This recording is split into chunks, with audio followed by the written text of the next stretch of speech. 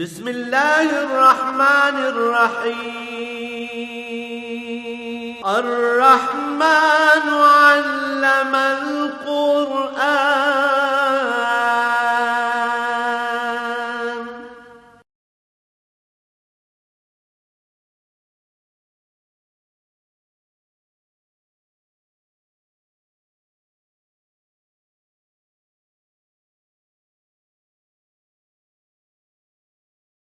الحمد للہ رب العالمین والصلاة والسلام علی حبیبہ محمد وآلہ وصحبہ اجمعین۔ اعوذ باللہ من الشیطان الرجیم، بسم اللہ الرحمن الرحیم۔ وللہ الاسماء الحسنی فادعوہ بہا وذروا الذین یلحدون فی اسمائہ سیجزون ما کانوا یعملون۔ وممن خلقنا امۃ یہدون بالحق وبہ یعدلون۔ والذین کذبوا بآیاتنا سنستدرجہم من حیث لا یعلمون واملی لہم ان کیدی متین۔ اولم یتفکروا ما بصاحبہم من جنہ ان هو الا نذیر مبین۔ اولم ينظروا في ملكوت السماوات والارض وما خلق الله من شيء وان عسى ان يكون قد اقترب اجلهم فبأي حديث بعده يؤمنون۔ ومن يضلل الله فلا هادي له ويذرهم في طغيانهم يعمهون۔ اللهم سبحانك لا علم لنا إلا ما علمتنا إنك أنت العليم الحكيم۔ مولاي صل وسلم دائما أبدا على حبيبك خير الخلق كلهم۔ ولله الأسماء الحسنى فادعوه بها۔ اللہ کریم کے لیے بہت خوبصورت نام ہیں، سب اچھے نام اس کے لیے ہیں۔ فادعوا بہا، اسے ان ناموں سے پکارا کرو۔ اسماء الہی میں اسم ذات تو اللہ ہے، باقی وہ نام جو صفاتی ہیں قرآن کریم میں مذکور ہے یا حدیث شریف میں مذکور ہے۔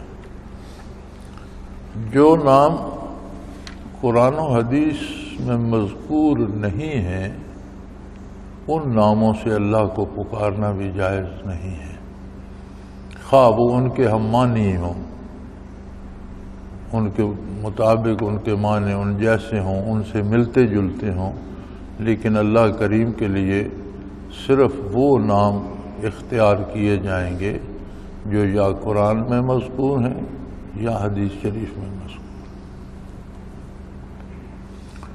فادعوہ بہا، اللہ کو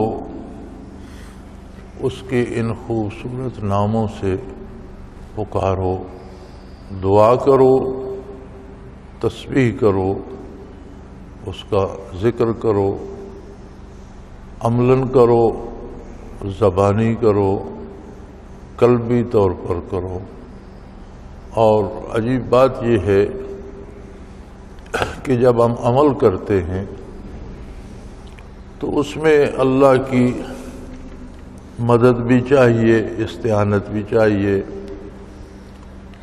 اللہ کریم کی رحمت بھی چاہیے۔ حسب حال ان ناموں سے دعا کرنا بہت اچھی بات ہے۔ جب ہم ذکر لسانی کرتے ہیں تو اللہ کے ناموں کی تسبیح کرنا بہت اچھی بات ہے۔ سبحان اللہ والحمدللہ، اللہ اکبر۔ لیکن جب ذکر قلبی کرتے ہیں تو ذکر قلبی ہوتا ہی معرفت الہی کے حصول کے لیے۔ ہم جو عمل کرتے ہیں زندگی کے کاروبار، لین دین، سونا جاگنا، کھانا پینا، ان سب میں ہمیں اللہ کی رحمت درکار ہے، اور وہی کامیاب ہے جس شخص کو کام کرتے وقت اللہ یاد ہو اور اللہ کے حکم کے مطابق اپنے امور سر انجام دے، تو عملاً یہ ذکر الہی بھی ہے، دعا بھی ہے، یہ تمام امور کو جامع ہے۔ کوئی زبانی ذکر کرتا ہے، تسبیحات پڑھتا ہے، تو اپنے حسب حال مرض سے شفا کے لیے اس صفاتی نام کی تسبیح پڑھتا ہے، کسی کام میں برکت کے لیے رحمان و رحیم کی پڑھتا ہے، کسی مصیبت کو ٹالنے کے لیے اس سے مناسبت سے اسماء الہی کی تسبیح کرتا ہے۔ لیکن جب ذکر قلبی کی بات آتی ہے، قاضی ثناء اللہ پانی پتی مرحوم اپنی مارکت الرعا تفسیر میں رقم تراز ہیں کہ ذکر قلبی ہر بالغ مسلمان مرد اور عورت پر واجب ہے، کہ قرآن کی بہت سی نصوص نے اس کا حکم دیا ہے۔ ابتدائی آیات جو نازل ہوئی ان میں سورہ مزمل کی وہ آیات مبارکہ بھی ہیں جن میں ارشاد فرمایا گیا وَاذْكُرِ اسْمَ رَبِّكَ وَتَبَتَّلْ إِلَيْهِ تَبْتِيلًا، اللہ کے اسم ذات کا ذکر کریں اور اس طرح سے کریں کہ کائنات سے کٹ کر صرف اللہ اور اللہ کی یاد دل میں رہ جائے۔ اور حکم ہو رہا ہے آقا نامدار حضرت محمد الرسول اللہ صلی اللہ علیہ وآلہ وسلم کو، تو پھر دوسرا کون مرد یا عورت آپ کی امت میں اس سے مستثنا ہو سکتا ہے؟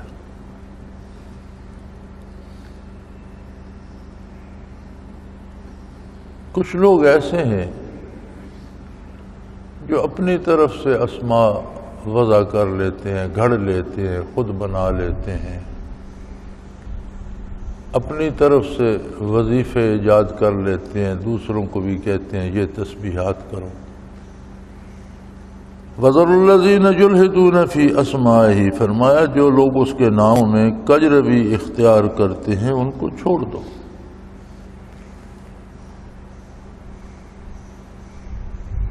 ان سے ایسا تعلق نہ رکھو جو تمہارے عقیدے یا دینی عمل کو متاثر کرے۔ یہ شرط بنیادی طور پر غیر مسلموں کے لیے، کفار کے لیے ہے کہ کفار سے تعلقات اس حد تک رکھے جائیں کہ دین متاثر نہ ہو۔ اگر کوئی ایسا لین دین، ایسا معاملہ، ایسی بات چیت بھی ہو جس سے دین متاثر ہوتا ہو تو وہ تعلق رکھنا جائز نہیں ہے۔ مومن اور کافر کا تعلق رہے گا، تجارت کا رہے گا، لین دین کا رہے گا۔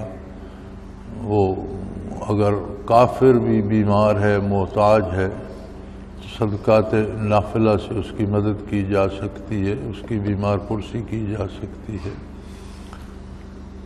مسلمانوں کے ملک میں ہے تو اس کے جان مال آبرو کی حفاظت مسلمانوں کے ذمے ہے اور مسلمان حکومت کے ذمے ہے، یہ ساری باتیں ہیں۔ لیکن ایسی دوستی جو دین کو یا عقیدے کو یا دینی عمل کو متاثر کرے وہ درست نہیں۔ مثلا ہمارے ہاں اب تو یہ بات عام ہے کہ میں اگر سلوار قمیض پہنوں گا یا داڑھی رکھ لوں گا یا نمازیں پڑھوں گا تو مغربی معاشرے میں مجھے اچھا نہیں سمجھا جائے گا۔ تو مغربی معاشرے میں خود کو اچھا ثابت کرنے کے لیے فرائض کو چھوڑ دینا یا سنت کو چھوڑ دینا یا دین کو چھوڑ دینا یہ جائز نہیں ہے۔ مغربی معاشرے نے ہمارا حساب کتاب نہیں لینا، ہم نے جان اس کے سامنے نہیں دینی، کس بات میں اللہ کریم راضی ہیں، کس بات میں اس کا نبی صلی اللہ علیہ وسلم خوش ہے، کام وہ کرنا ہے بصیرت مسلمان۔ لہذا جو لوگ اسماء الہی کو بگاڑتے ہیں ان سے اس طرح کا تعلق نہ رکھا جائے جیسا ان لوگوں سے رکھا جاتا ہے جو اللہ کی اطاعت کرتے ہیں۔ یعنی ایک طرح سے ایسے لوگوں سے بھی تعلق وہی ہوگا جو ایک غیر مسلم سے ہوتا ہے۔ وَذَرُوا الَّذِينَ يُلْحِدُونَ فِي أَسْمَائِهِ، ان کو چھوڑ دو۔ اب چھوڑ دینے سے مراد یہ تو نہیں لی جا سکتی کہ کوئی شہروں میں دیواریں بنا دے، یا وہ اس طرف ہوں گے وہ اس طرف ہوں گے، یا وہ جس بس میں بیٹھے ہیں اس میں ہم نہیں بیٹھیں گے، نہیں، ایسا کوئی تعلق ان سے نہ رکھو جو آپ کے اعمال، آپ کے کردار یا آپ کے عقائد کو متاثر کرنے والا ہو، یا آپ کو کھانے پینے میں کوئی وہ ناجائز یا حرام چیز کھلا دیں، ایسا تعلق نہ رکھو۔ سَيُجْزَوْنَ مَا كَانُوا يَعْمَلُونَ، جو لوگ ایسے حرکات کرتے ہیں، اب تو عام رواج ہو گئے نا، مثلا کسی جادو کے لیے قرآنی آیات کو حرام چیزوں سے لکھیں گے، بعض دفعہ کہہ دیں گے جی سیاہ رنگ کا مرغ لے کے آؤ، اسے ذبح کر کے اس کے خون سے لکھیں گے، دم مسفوک قطعاً حرام ہے۔ اب اس سے قرآن لکھنا کہاں جائز ہے؟ حتیٰ کہ پیشاب تک سے لکھتے ہیں۔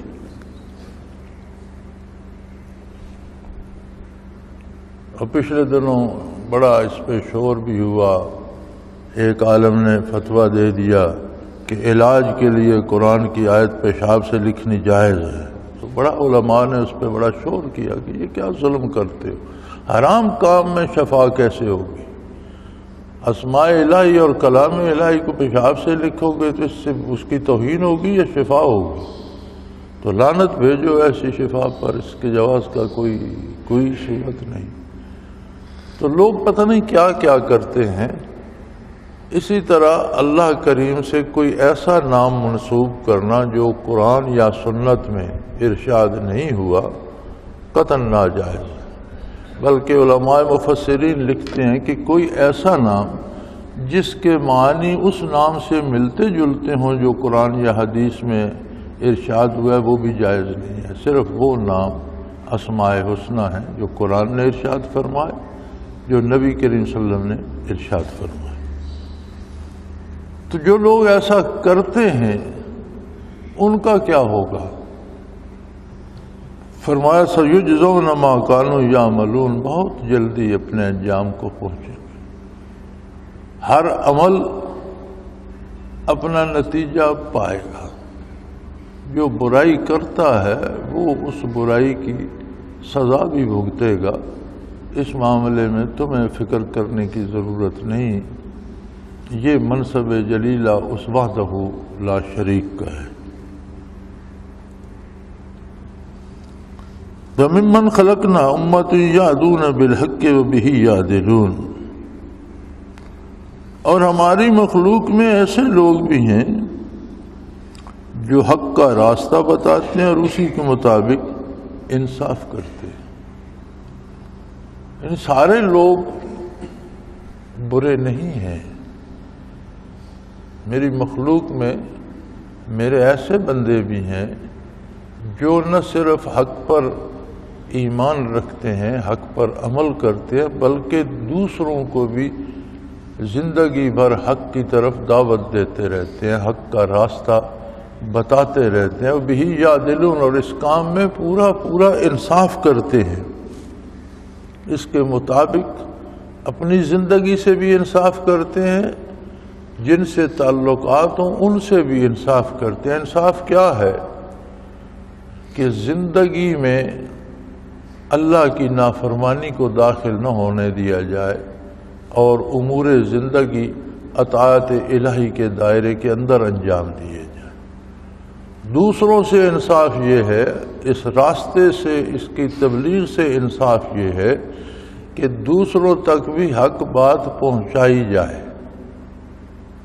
لیکن ترتیب دیکھ لیجئے، قرآن کریم فرماتا ہے کہ پہلے خود اس کے ساتھ انصاف کرتے ہیں، اس پہ قائم ہوتے ہیں۔ یہ تبلیغ کا یہ طریقہ درست نہیں ہے کہ آپ خود تو عمل چھوڑ دیں اور لوگوں کو واعظ کرتے رہیں، لوگوں میں تبلیغ کرتے رہیں، خود سود کھاتے رہیں، لوگوں کو بتاتے رہیں سود کھانا حرام ہے، خود چوری کرتے رہیں، بددیانتی کرتے رہیں، لوگوں کو بتاتے رہیں چوری کرنا، بددیانتی کرنا اچھی بات نہیں ہے، حرام ہے، یہ درست نہیں ہے۔ پہلے اپنی زندگی میں احکام شریعت پر پورا عمل کر کے اپنے ساتھ، اپنی زندگی کے ساتھ انصاف کریں،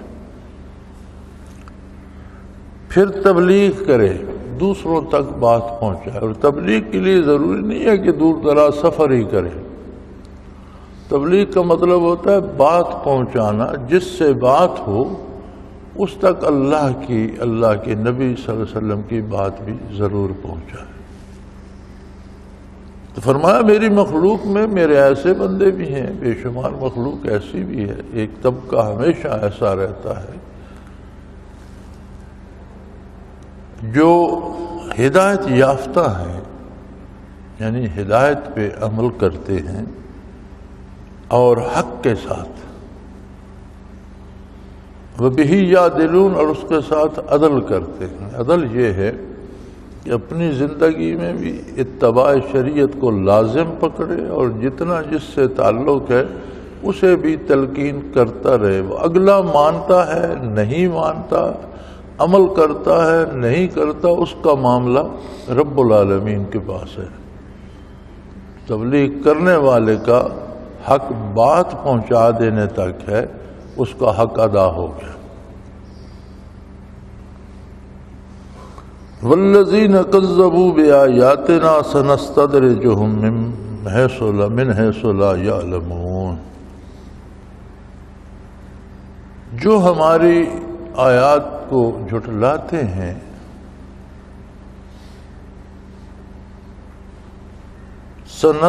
سنستدرجهم من حیث لا یعلمون، فرمایا ان کو ہم آہستہ آہستہ اس گمراہی میں، اس برائی میں آگے جانے کی ڈھیل دیتے جائیں گے۔ استدراج ہوتا ہے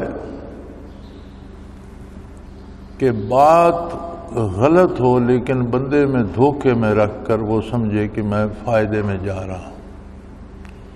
عموماً یہ لفظ کرامت کے مقابلے میں استعمال ہوتا ہے، اولیاء اللہ کی کرامت کے مقابلے میں استعمال ہوتا ہے استدراج۔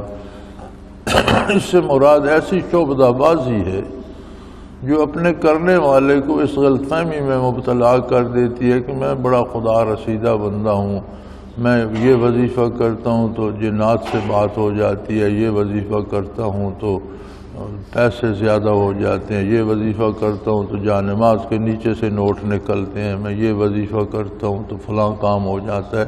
یہ استدراج ہے۔ کرامت کیا ہے؟ یہاں تو بات پہ ہر بات کو کرامت کہہ دیا جاتا ہے۔ کرامت فرع ہے معجزے کی۔ معجزے کا صدور اللہ کے نبی سے ہوتا ہے، اور معجزہ کام اللہ کا ہوتا ہے، صادر نبی کے ہاتھ پر ہوتا ہے۔ کب ہوتا ہے، کیوں ہوتا ہے؟ جب کوئی ایسا مقام آ جائے کہ جہاں نبی کی صداقت ثابت کرنے کے لیے کوئی محیر العقول واقعہ ضروری ہو، کافروں کو لاجواب کرنے کے لیے کوئی محیر العقول واقعہ ضروری ہو، تو وہاں اللہ کی طرف سے معجزے کا صدور ہوتا ہے اور وہ نبی کے ہاتھ پر ہوتا ہے۔ اب یہی جو معجزہ ہے نبی کا، ولی وارث ہوتا ہے نبی کا، وراثت میں اسے یہ چیز بھی ملتی ہے کہ اس کے ہاتھ پر کرامات کا ظہور ہوتا ہے۔ کرامت اس فعل کو کہیں گے جس کے نتیجے میں دین کی سربلندی ہو اور کچھ لوگوں کے توبہ کرنے کا سبب بن جائے، یا بے دین طبقے کو خاموش کرنے کا سبب بن جائے۔ یعنی جس میں دین کی عظمت ہو، کسی فرد یا کسی ذات کی معتبری کے لیے نہ ہو، وہ کرامت ہوگی۔ اور کوئی ایسا محیر العقول واقعہ جس سے لوگ آپ کو زیادہ شیرینیاں دینے لگ جائیں، آپ کے پاس دولت جمع ہو جائے، وہ استدراج ہوگا۔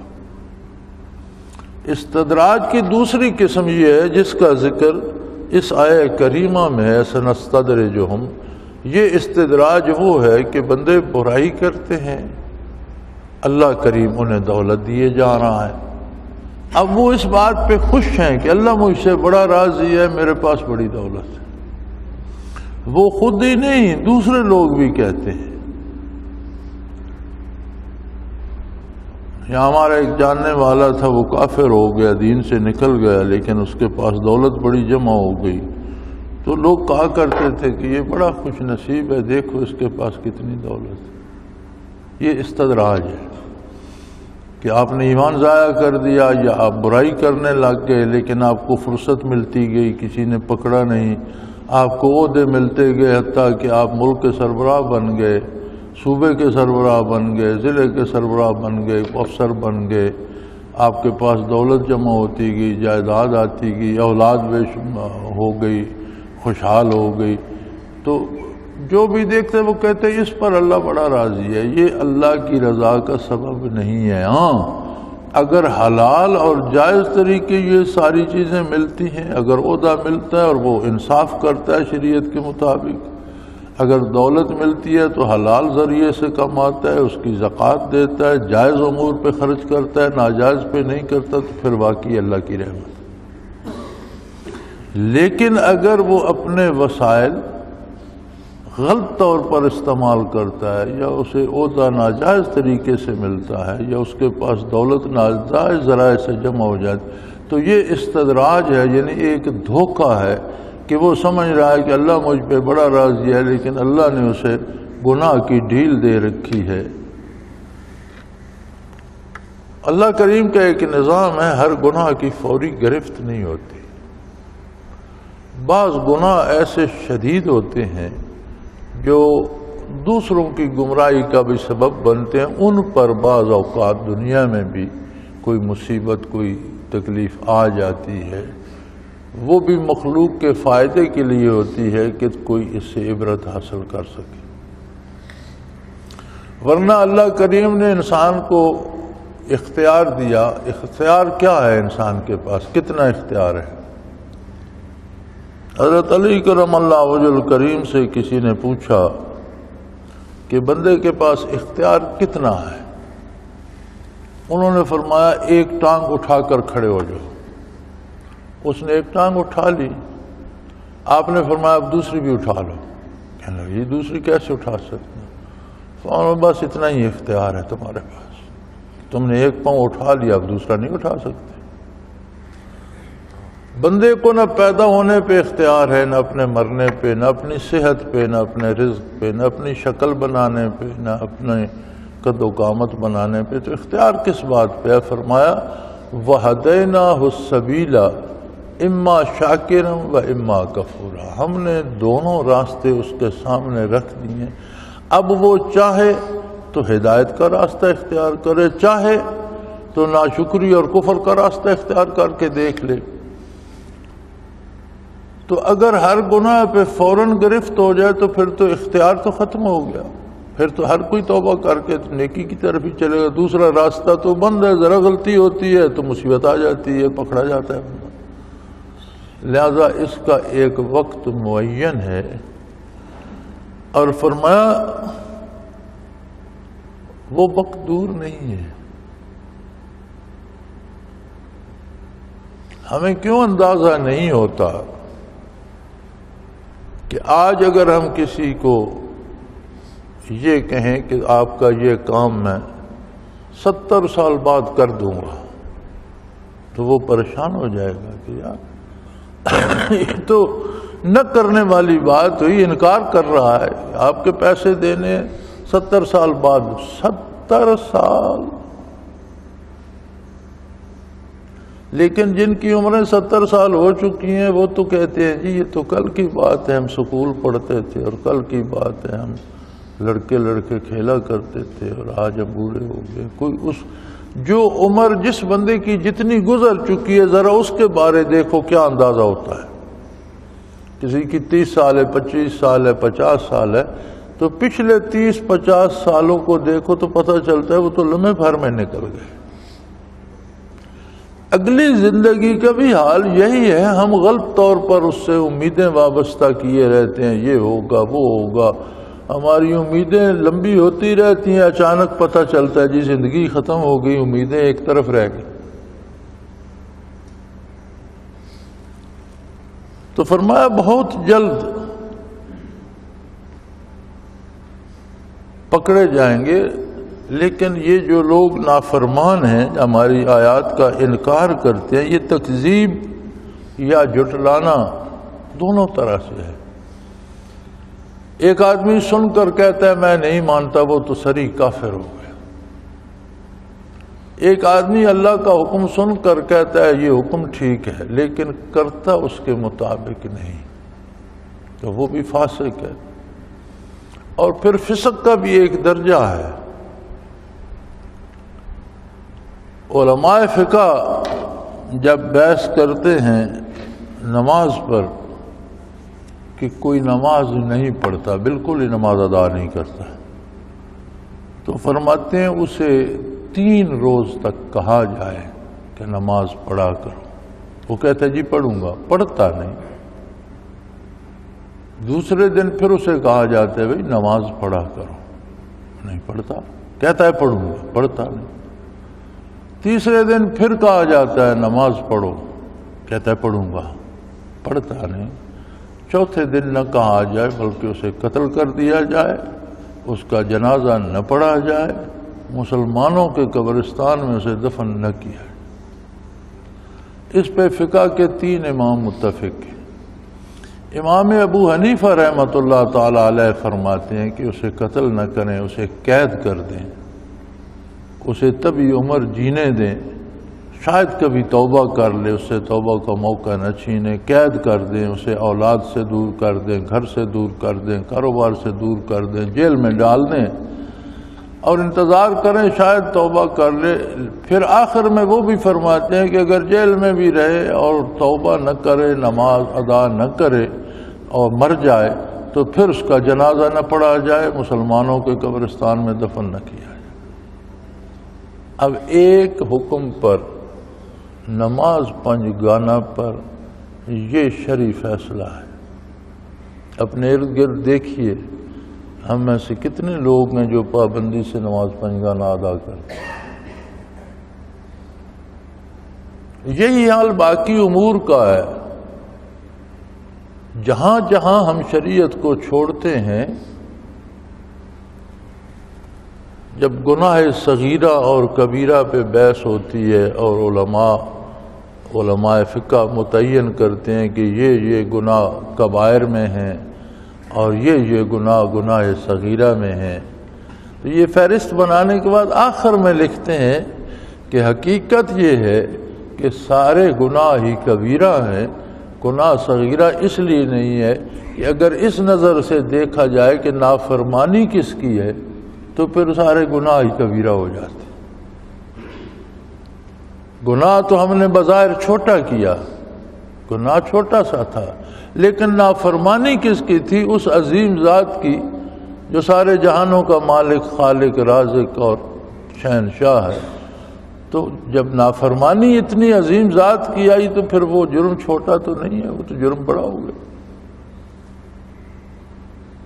تو تو اللہ کے نہیں فرماتا ہے سنستدرج، جو ہم نے انہیں یہ غلط فہمی میں ڈال رکھا ہے. جب انہوں نے ہماری آیات کا انکار کیا تو ہم نے انہیں زندگی میں مہلت دے دی، کام کرنے کی دولت دے دی، عہدے دے دیے. اب ہمارا یہ عالم ہے کہ ہمارے بڑے بڑے عہدیدار مغرب میں غیر مسلم ممالک میں جاتے ہیں، پڑوس میں ہندو ہیں، ہندوؤں کے پاس جاتے ہیں. تو کمال یہ ہے کہ ہندوؤں کے وزراء، وزیر اعظم تک نے اپنا قومی لباس پہن رکھا ہوتا ہے، لیکن ہمارے انگریزی لباس میں ہی ہوتے ہیں. اور اگر کسی ہندو نے بھی ویسا ہی سوٹ ووٹ پہنا ہوا تو پھر آپ جانتے نہ ہو تو آپ نہیں پہچان سکتے ایک مسلمان کون ہے ہندو کون ہے۔ یہ کیوں کرتے ہیں؟ وہ سمجھتے ہیں کہ اس سے معاشرے میں ہماری عزت ہے، اس سے ہمارا احترام بڑھتا ہے۔ اللہ کریم فرماتے ہیں یہی غلط فہمیاں انہیں مزید آگے لے جاتی ہیں اور انہیں پتہ بھی نہیں چلتا، تب پتہ چلتا ہے جب موت آتی ہے اور حضور حق پیش ہونا پڑتا ہے۔ وَأُمْلِي لَهُمْ إِنَّ كَيْدِي مَتِينٌ، ہم انہیں مہلت دیے جاتے ہیں۔ انسان کتنا جی لے گا؟ ایک طے شدہ زندگی اس نے جینا ہے۔ فرمایا ہماری تجویزیں، ہماری تدبیریں بہت مضبوط ہیں۔ نظام کائنات جو اللہ کی تدبیر ہے بہت مضبوط ہے، بہت مضبوط۔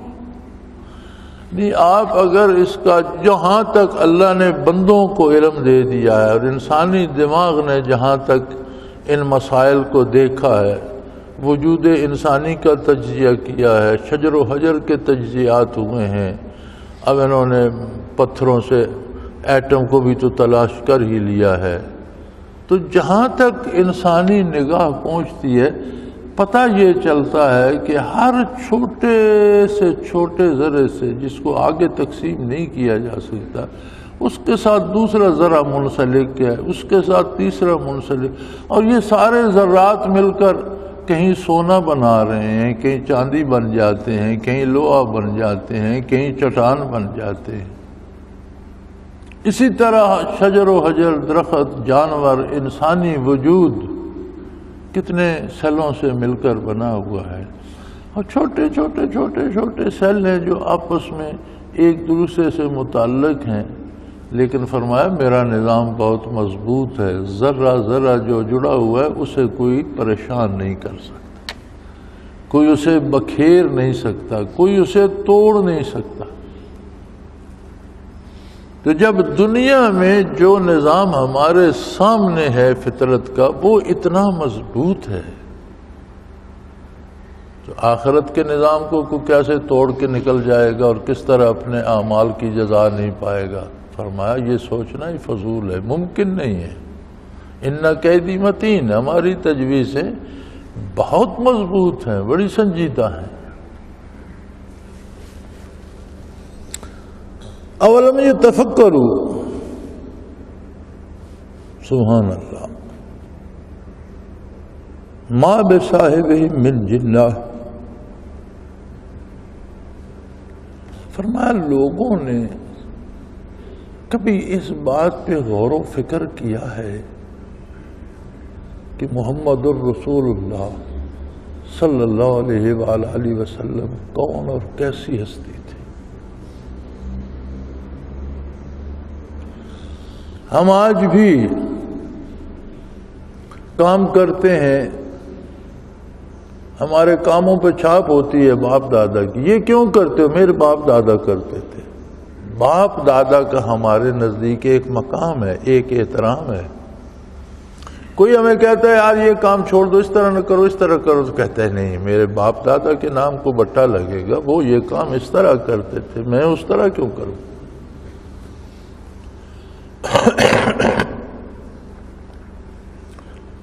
کبھی فرمایا والا میں یہ تفکر ہوں، یہ بیٹھ کر سوچتے نہیں ہیں، تفکر نہیں کرتے کہ محمد الرسول اللہ صلی اللہ علیہ وسلم کیسی ہستی تھی، ایک ایسی ہستی جس کے مخالف بھی اسے صادق اور امین کہتے، ایک ایسی ہستی جس کی ساری زندگی مشعل ہدایت ہے، ایک ایسی ہستی جو کائنات کے لیے اللہ کی رحمت مجسم ہے۔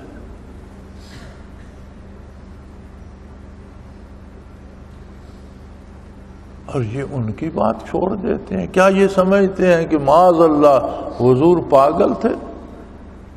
اولم یتفکروا ما بصاحبہم من جنہ انہیں یہ سمجھ نہیں آتی کہ حضور کو کوئی جنون نہیں تھا، اٹھتے بیٹھتے اللہ کا نام لیتے ہیں، اٹھتے بیٹھتے اللہ کی بات کرتے ہیں، لوگ پتھر مارتے ہیں، لوگ قتل کا ارادہ کر لیتے ہیں، لوگ ہجرت پہ مجبور کر دیتے ہیں، لوگ شیب ابی طالب میں بند کر دیتے ہیں، 3 سال صحابہ کبار خواتین بچوں کے ہمراہ انتہائی تکلیف میں گزارے جاتے ہیں، لیکن حق بات وہاں سے بھی ہوتی رہتی ہے۔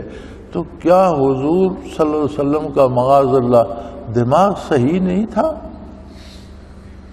یعنی کبھی سوچا کسی نے بیٹھ کر؟ اولم یتفکروا، یہ لوگ سوچتے نہیں ہیں بیٹھ کر، فکر نہیں کرتے کہ ایک کام کے لیے حضور صلی اللہ علیہ وسلم پتھر کھاتے ہیں، دندان مبارک شہید کراتے ہیں، اپنے صحابہ کبار کو، عزیز ترین چچا کو شہید کراتے ہیں، وطن چھوڑنا پڑتا ہے، گھر چھوڑنا پڑتا ہے، ہجرتیں کرنی پڑتی ہیں، ہر تکلیف ہر دکھ گوارا، مگر بات اللہ ہی کی کرتے رہتے ہیں۔ یار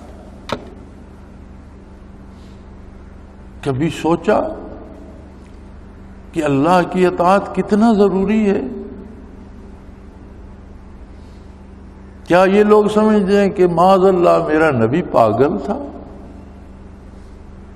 کہ اتنے دکھ اٹھائے لیکن کفر سے، کافروں سے تعاون نہیں کیا؟ انہوں نے دولت بھی پیش کی کہ ہم ساری دنیا سے آپ کو امیر کر دیں گے، اتنی دولت جمع کر دیتے۔ کسی بڑے سے بڑے آدمی کی بیٹی کو آپ نکاح میں لانا چاہتے ہیں تو ہم جو کچھ ہم سے بن پڑا ہیلا کر کے آپ کا نکاح کرا دیں گے، اگر آپ بادشاہت چاہتے ہیں تو ہم آپ کو عرب کا بادشاہ بنا دیتے۔ لیکن یہ باتیں اور اپنے مذہب پہ بھی رہیے، ہمارے بتوں کی تردید کرنا چھوڑ دیجیے۔ فرمایا یہ تو وہ کام ہے جو ممکن ہے انسان کے لیے، اگر تم کوئی ناممکن کام بھی کر دو، سورج اور چاند کو آسمان سے اتار کر لے آؤ، میرے ایک ہاتھ پہ سورج ایک پہ چاند رکھ دو، میں پھر بھی وہی کہوں گا جو اللہ مجھے کہنے کا حکم دیتے۔ یہ سب کچھ حضور نے اس لیے کیا کہ کافر تو انکار کر دیں، جو کلمہ پڑھتے ہیں وہ بھی حضور کا اتباع چھوڑ دیں، سجدے بھی نہ کریں، قرآن کو کھول کر نہ دیکھیں، سود کھانا شروع کر دیں، لوٹ گھسوٹ شروع کر دیں، ایک دوسرے کے گلے کاٹنا شروع کر دیں، مسلمانوں کو قتل کرنا۔ یہ کون سے مسلمان ہیں؟ کیا سمجھا ہے انہوں نے اسلام کو؟ یہ کون سا انداز مسلمانی ہے؟ کیا انہوں نے کبھی بیٹھ کر سوچا ہے کہ اللہ کا رسول کتنی عظیم ہستی تھی، کتنی عظیم ہستی ہے، کتنی عظیم ہستی رہے گی، قیامت تک انہی کی نبوت ہے اور رہے گی، انہی کی رسالت ہے اور رہے گی، انہی کی لائی ہوئی کتاب ہے اور رہے گی الحمدللہ۔ کبھی یہ سوچنے کا تکلف کیا؟ کبھی یہ سوچا کہ حضور نے اور آپ کے متبعین نے کتنے دکھ اٹھائے لیکن حق کا دامن نہیں چھوڑا، حق پر عمل بھی کرتے رہے اور حق کی تلقین بھی فرماتے رہے اور باطل کی تردید بھی کرتے رہے۔ کوئی نو مسلم اسلام قبول کرتا ہے تو کہتے ہیں میں نے اسلام قبول کر لیا، اللہ کو واحد لا شریک مانتا ہوں، حضور کو اللہ کا نبی مانتا ہوں، لیکن میں بتوں کو برا نہیں کہہ سکتا، ان کا بھی احترام ہے، اس کا اسلام قابل قبول نہیں ہے۔ جس طرح توحید و رسالت کی قبولیت شرط ہے، اسی طرح کفر کا رد بھی شرط ہے۔ ایمان لانے کے لیے جس طرح حق کا قبول کرنا شرط ہے، باطل کو رد کرنا بھی اتنی شرط ہے۔ تو فرمائیں لوگ افلا اولم یتفکر، کبھی یہ بیٹھ کر سوچتے نہیں، تفکر نہیں کرتے، کبھی تنہائی میں بیٹھ کر، کبھی کسی دوست کے ساتھ بیٹھ کر، کبھی کسی استاد کے ساتھ بیٹھ کر بات تو کرے، سوچے تو صحیح کہ ایک ہستی کتنے دکھ اٹھاتی ہے، عملاً وہ ہستی بے نظیر و بے مثال ہے، کافر بھی کہتے ہیں کہ آپ سچے بھی ہیں، امین بھی ہیں۔ عجیب بات ہے، آپ سے لڑائیاں بھی کرتے ہیں اور اپنی امانتیں آپ کے پاس جا کر رکھواتے ہیں کہ یہاں کوئی خطرہ نہیں، ہماری امانت ہمیں صحیح سلامت واپس مل جائے گی۔ حتیٰ کہ جب حضور نے ہجرت فرمائی تب بھی حضرت علی کرم اللہ وجہ الکریم کو امانتیں دے کر اپنے بستر مبارک پہ سلایا کہ صبح اٹھ کر یہ لوگوں کو واپس کر دینا اور پھر تم بھی چلے آنا۔ یہ کمال ہے کہ جو لوگ باہر تلواریں سوتے ننگی تلواریں لیے قتل کے ارادے سے کھڑے ہیں، انہی کے آباء و اجداد اور باپوں چچاؤں کی امانتیں ہیں، فرماتے ہیں یہ انہیں واپس کر کے آنا۔ تو کیا یہ کوئی جنون کی کوئی قسم ہے؟ یہ پاگل پن ہے؟ ہم عقل مند ہیں۔ اب جو حضور کا اتباع نہیں کرتا قرآن کریم کے اس آیت کی روح میں، دوسرے معنی میں وہ یہ سمجھتا ہے کہ حضور معاذ اللہ پاگل تھے، نقصان اٹھاتے رہے، میں تو عقل مند ہوں، میں تو دنیا کا فائدہ اٹھاؤں گا، کیوں کسی کو ناراض کروں، کیوں اپنا نقصان کروں۔ اولم یتفکروا ما بصاحبہم من جنہ، انہوں نے کبھی بیٹھ کے سوچا ہے کہ ان کے صاحب سبحان اللہ، یہاں محمد الرسول اللہ صلی اللہ علیہ وآلہ وسلم کو بنی نوع انسان کا صاحب، بہی خواہ، بھلا چاہنے والا، بہتری چاہنے والا، جو کسی کا نقصان چاہتا ہے وہ تو اس کا صاحب تو نہیں ہو سکتا نا، اس کا دوست تو نہیں ہو سکتا، اس کا ساتھی تو نہیں ہو سکتا۔ وہی ساتھی ہو سکتا ہے جو اس کا بھلا چاہتا ہے۔ فرمایا ساری نوع انسانی کا بھلا چاہنے والا میرا محبوب، معاذ اللہ وہ پاگل تو نہیں ہے۔ ان هو الا نذیر مبین، ہاں یہ یقینی بات ہے کہ وہ واضح ان نتائج سے آگاہ کرنے والے ہیں جن کی خبر تم کو مرنے کے بعد۔ نذیر کا معنی ہے، سارے تراجم میں لکھا ہوتا ہے ڈرانے والا۔ یہ ترجمہ الحمدللہ اللہ نے توفیق دی، یہ میرا لکھا ہوا ہے، تو اس میں میں نے یہ لکھا ہے وہ تو کھلے کھلے انجام بد سے ڈرانے والے ہیں۔ انجام بد بریکٹ میں ہے چونکہ قرآن کے الفاظ میں نہیں ہے، لیکن مفہوم یہ ہے کہ نذیر وہ ہوتا ہے کہ آپ یہاں سے چلے ہیں جی، میں جا رہا ہوں چکوال، تو کوئی آپ کو بتا دے کہ بھئی راستے میں ڈاکو ہیں، میں آ رہا تھا، میں تو بچ کر آ گیا ہوں، لیکن باقی سب لوگوں کو لوٹ رہے، اس راستے نہ جاؤ، اس راستے چلے جاؤ۔ یہ کیا ہوگا؟ انذار، یعنی کوئی تکلیف آنے سے پہلے اس کی خبر دینا، اس سے مطلع کرنا، محض ڈرانا نہیں، وہ ڈرا۔ ویسے تو ڈر دشمن کا بھی ہوتا ہے، چور کا بھی ہوتا ہے، موذی جانور کا بھی ہوتا ہے۔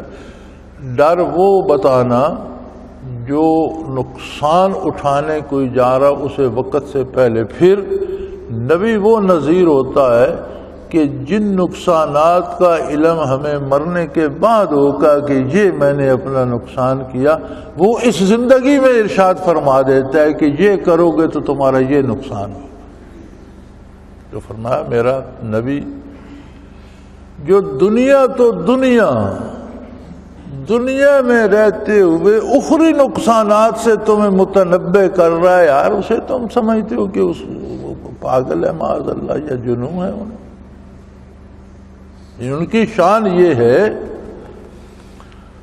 جیسے کوئی صفا پہ کھڑے ہو کر اہل مکہ کو جب حضور نے جمع کیا تو یہ بات ارشاد فرمائی کہ میں پہاڑی کی چوٹی پر کھڑا ہوں اور تم لوگ اس کے ایک طرف نیچے کھڑے ہیں، تمہارے سامنے پہاڑی کی سامنی سمت ہے، لیکن میرے سامنے اس کی سامنے والی اور اس کے پیچھے والی دونوں سمت ہیں۔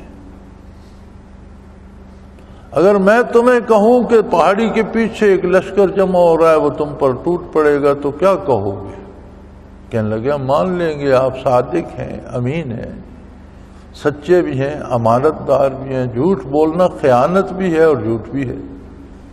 آپ سے یہ توقع نہیں کی جا سکتی، پھر آپ کا مقام ایسا ہے جہاں سے آپ کو دونوں رخ نظر آ رہے ہیں۔ تو حضور نے مثال دی کہ میرے سامنے دونوں جہان واضح ہیں، میں دنیا کو بھی دیکھ رہا ہوں، آخرت کو بھی دیکھ رہا ہوں، اور ایسا دیکھ رہا ہوں جیسا وہ واقعی ہے۔ لہذا میں تمہیں بر وقت خبردار کر رہا ہوں کہ یہ جو کام کر رہے ہو یہ آخرت میں تمہارے لیے اتنے نقصان کا سبب بنے گا، تو یہ تو احسان ہے۔ تو فرمایا ایک ایسی ہستی جو دنیا میں رہتے ہوئے دنیا کے امور پر اخروی نقصانات سے مطلع فرما رہا ہے، بھلا اس جیسا دانا و دانشور اور اس جیسا انسانیت کا بحیخواہ اور صاحب اور دوست کون ہو سکتا ہے؟ اولم ينظروا في ملکوت السماوات والارض وما خلق اللہ من شیء، کیا یہ آسمانوں اور زمین کی بادشاہت میں نہیں دیکھتے؟ اور دوسری چیزوں میں جو اللہ نے پیدا فرمائی ہیں، عظمت الہی کو، اس کی قدرت و اختیار کو، اس کے قادر مطلق ہونے کو، یہ زمین و آسمان کی تخلیق میں انہیں سمجھ نہیں آتی۔ یہ سورج جو ہزاروں صدیوں سے روشنی بھی دے رہا ہے، تپش بھی دے رہا ہے، کبھی آپ نے خیال کیا کہ یہ نہ مقرر کردہ راستے سے ہٹتا ہے، نہ وقت میں تاخیر و تقدیم کرتا ہے۔ قادر مطلق نے جو راہ متعین فرما دی ہے اسی پر چلتا ہے، ایک لمحے کی تاخیر نہیں کرتا، ایک لمحہ وقت سے پہلے نہیں آتا۔ اگر یہ ایک ایک ذرہ برابر بھی زمین کے قریب آنے لگ جاتا تو آج تک ہر چیز جل کر راکھ ہو چکی۔ اگر یہ ایک ایک سینٹی میٹر دور ہوتا چلا جاتا تو آج تک زمین پر ہر چیز جم کر رہ گئی ہوتی، لیکن اس کی جرات نہیں ہے۔ وہ مالک الملک جو شہنشاہ ہے، حکمران ہے، حقیقی بادشاہ ہے، اس کے حکم سے ترتابی کی مجال نہیں ہے۔ سورج، چاند، ستارے، کرۂ ارض، دیگر کرۂ جو فضا میں ہیں، ہر ایک اللہ کے اطاعت پہ کاربند ہے۔ تم نے نہیں دیکھا کہ پتھر، زمین، پہاڑ، نباتات اگتی ہے، پھلتی پھولتی ہے، پہاڑ بنتے ہیں، گر جاتے ہیں، پھر کہیں پہاڑ بن جاتے ہیں، پتھر پھٹ جاتے ہیں، چشمے جاری ہو جاتے ہیں، سبحان اللہ۔ کروڑوں پتے شاید ایک درخت پہ ہوں، خاک میں مل جاتے ہیں، خزاں آتی ہے، ٹنڈ منڈ کھڑا ہوتا ہے، بہار آتی ہے، چند دنوں میں انہی پتوں سے پھر بھر جاتا ہے۔ اس کے نظام میں کہیں تمہیں عظمت الہی کا احساس ارض و سما کی بادشاہت دے کر کیوں نہیں ہوتا؟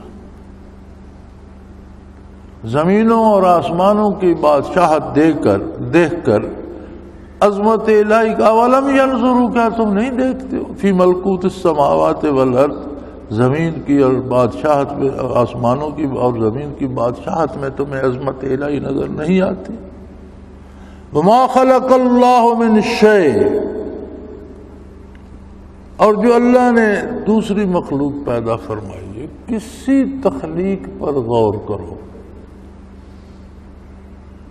تمہیں سمجھ آ جائے گی کہ وہ کتنا قادر ہے، کتنا عظیم ہے، اور واقعی واحد و لا شریک ہے، اور واقعی وہ عبادت کے لائق ہے، اور اسی کی عبادت کرنی چاہیے، اور اسی کی اطاعت ناگزیر ہے، اس کے سوا کوئی چارہ نہیں۔ پھر اس کا دوسرا پہلو فرمایا وَأَنْ عَسَىٰ أَن يَكُونَ قَدِ اقْتَرَبَ أَجَلُهُمْ، یہ بھی نہیں سوچتے کہ ہو سکتا ہے ان کی موت کا وقت قریب آ پہنچا ہو۔ یعنی اپنے ارد گرد دیکھتے ہو کتنے پہاڑ تھے جو گر گئے، کتنی چٹانیں تھیں جو پاش پاش، کتنے بڑے بڑے درخت ہم نے دیکھے تھے جو اب وہ نہیں ہیں، کتنے عالی شان محلات تھے جو ہم نے بستے بستے دیکھے تھے، آج اجڑ چکے ہیں۔ کتنے بے شمار لوگ تھے ہمارے ساتھ جو اس دنیا میں نہیں ہیں۔ تو پھر ہم اس بات سے بے فکر کیوں ہیں کہ کسی بھی لمحے میری بھی موت آ سکتی ہے؟ سکون محال ہے قدرت کے کارخانے میں، ثبات ایک تغیر کو ہے زمانے میں۔ نظام الہی میں ہر چیز چل رہی ہے، آ رہی ہے، جا رہی ہے۔ ہم آ گئے، ہمیں جانا ہے۔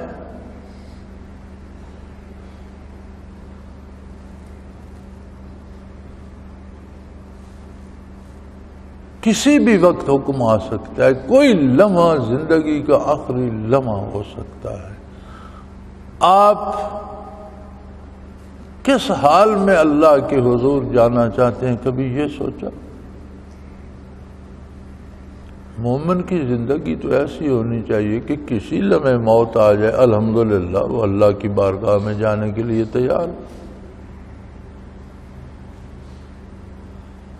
اور اگر ہم اپنے آپ کو چند شریف آدمیوں کے سامنے پیش نہیں کر سکتے کہ میں نے کسی کا مال بھی کھایا ہوا ہے، کسی سے جھوٹ بھی بولا ہے، کسی کی جان بھی لی ہے، کسی کو تباہ بھی کیا ہے، شرم آئے گا بندوں میں، تو اللہ کے سامنے کیا کرو گے؟ کبھی یہ نہیں سوچا؟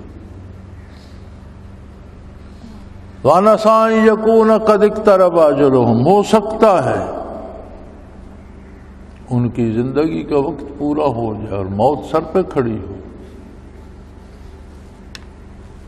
فرمایا یہ ساری باتیں سوچنے کی ہیں تو یہ لوگ کیوں نہیں سوچتے؟ فَبِأَيِّ حَدِيثٍ بَعْدَهُ يُؤْمِنُونَ، پھر اس کے بعد یہ لوگ کون سی بات پر ایمان لائیں گے؟ یعنی اس کے بعد کچھ نیا آنے والا نہیں ہے۔ محمد الرسول اللہ صلی اللہ علیہ وسلم کی بعثت سے رسالت کی تکمیل ہو گئی، اب کوئی نیا نبی آنے والا نہیں ہے۔ قرآن کے نزول سے کتب سماوی کی تکمیل ہو گئی، اب کوئی نئی کتاب نازل ہونے والی نہیں ہے۔ نہ کوئی نیا رہنما آنے والا ہے، نہ کوئی نیا سمجھانے والا آنے والا ہے، نہ کوئی نئی کتاب آنے والی ہے۔ تو پھر یہ لوگ کس چیز کا انتظار کر رہے ہیں؟ اب کس بات پہ یہ ایمان لائیں گے اور کس چیز کا انتظار ہے؟ گویا نبوت مکمل ہو چکی، یہ ختم نبوت کی بھی دلیل ہے۔ حجت تمام ہو چکی، قرآن کے بعد کوئی نئی کتاب نازل نہیں ہوگی۔ سو لوگوں اسی قرآن پہ غور کرو، حضور کی ذات پہ تفکر کرو اور سوچو کیسی عظیم، کیسی صادق و امین ہستی نے کس خوبصورت راستے کی طرف بلایا ہے، اور اسے اپناؤ۔ وآخر دعوانا ان الحمدللہ رب العالمین۔ اللہ اللہ اللہ اللہ اللہ اللہ اللہ اللہ۔ حضرت امیر محمد اکرم آوان مد ذلہ العالی دارالعرفان منارہ ضلع چکوال میں سالہ سال سے قرآن و حدیث کے اوپر خطابات کر رہے ہیں اور سلسلہ نقشبندیہ اویسیہ کے مطابق لوگوں کو ذکر الہی کی تربیت دے رہے ہیں۔ وہ قرآن پاک کی تفسیر ترتیب وار بیان کر رہے ہیں۔ تفسیر قرآن کو وہ موجودہ ملکی اور بین الاقوامی حالات کے مطابق بیان کرتے ہیں۔ موٹر وے سے کلر کہار کے انٹرچینج سے نکلتے ہوئے، کلر کہار کی جھیل سے ہوتے ہوئے، میانی، بوچھال اور نور پور سے گزرتے ہوئے دارالعرفان منارہ پہنچ سکتے ہیں۔ حضرت امیر محمد اکرم آوان نے بچیوں اور بچوں کی دینی اور دنیاوی تعلیم کے لیے سقارہ اکیڈمی کے نام سے ایک درسگاہ بھی قائم کی ہے، جس کا افتتاح ملک پاکستان کے صدر جنرل محمد ضیاء الحق نے اپنے دست مبارک سے کیا تھا۔ وہ تمام احباب جو اسلام کی طلب رکھتے ہیں ان سے گزارش ہے کہ دارل عرفان منارہ ضلع چکوال میں امیر محمد اکرم آبان صاحب کے خطابات سے مستفید ہوں۔ وہ ہر جمعے کو نماز سے پہلے بیان فرماتے ہیں۔ ہر ماہ کی پہلی اتوار کو ماہانہ اجتماع ہوتا ہے جس میں آپ خصوصی خطاب فرماتے ہیں اور پاکستان کے چاروں صوبوں سے احباب اس اجتماع میں شرکت کرتے ہیں۔ اس کے علاوہ یہاں سال میں 2 مرکزی اجتماعات بھی ہوتے ہیں، ایک رمضان المبارک میں اعتکاف کا اجتماع اور دوسرا جولائی اور اگست میں 40 دن کا اجتماع ہوتا ہے جس میں روحانی تربیت کی جاتی ہے۔ اپنا خون سیماب دے کر اتنا ہم کر جائیں گے، نام آقا کا چمن میں پھر رقم کر جائیں گے۔